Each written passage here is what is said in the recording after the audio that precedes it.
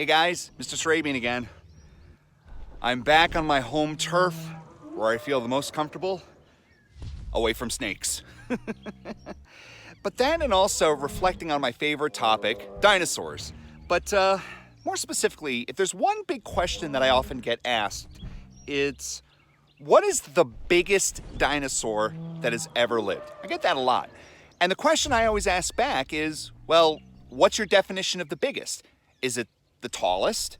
Is it the longest? Or is it the heaviest? So what I decided to do is I decided to shoot a 3-part special on the biggest dinosaurs that have ever lived. And I'm calling it the Titanic Trio.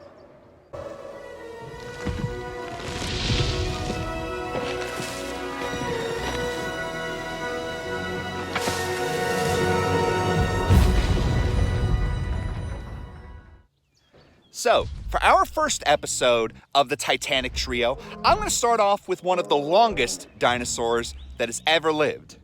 This guy over here, Diplodocus.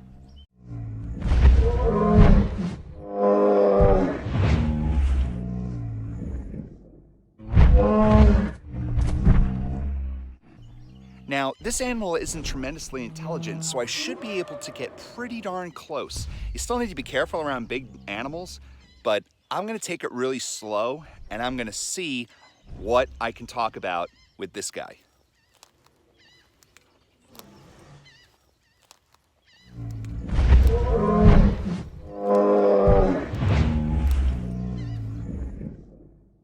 I guess the most logical place to start talking about this dinosaur is the tail. The tail by itself is actually made up of over 80 vertebrae, basically individual bones in the tail. And that allows it for a tremendous amount of, flexibility.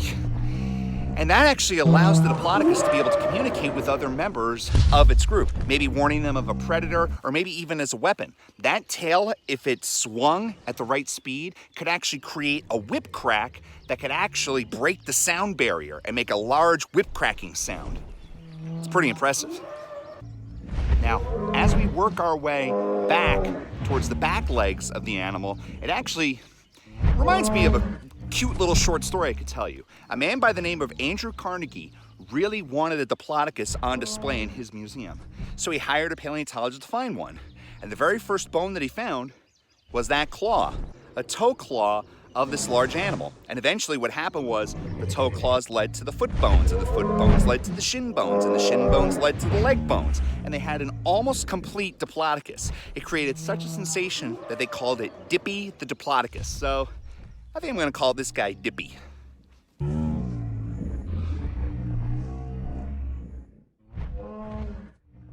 Now, one of the interesting things about this giant dinosaur is that it only weighs about 16,000 pounds.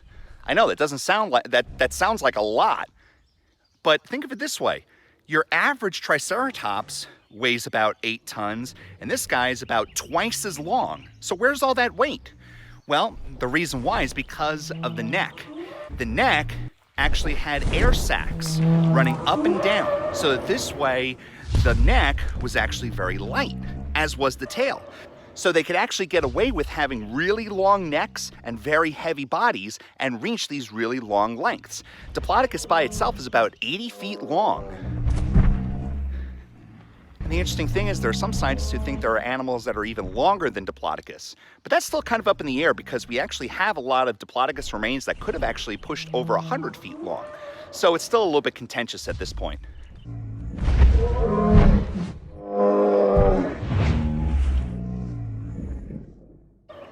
Now, the last thing I want to talk about with Diplodocus is, of course, that head. It has a real small head, which unfortunately means it has a very small brain. But keep in mind, this animal basically spent its entire day just eating. So it would walk and it would eat, and that's literally all it would do. And the interesting thing about the head is that it had to remain relatively horizontal onto the ground. You might see in a lot of dinosaur documentaries that they have the snake-like head poking up in the air, but we know that it couldn't do that, at least for long periods of time, because the higher and higher that neck would go into the air, the less and less oxygen that would be pumped to the brain. So unfortunately, what would happen is this animal would probably get very dizzy if it kept its head off the ground for too long. So unfortunately, that snake-like pose is wrong. Could they lift their head up the ground? Of course, but not very high.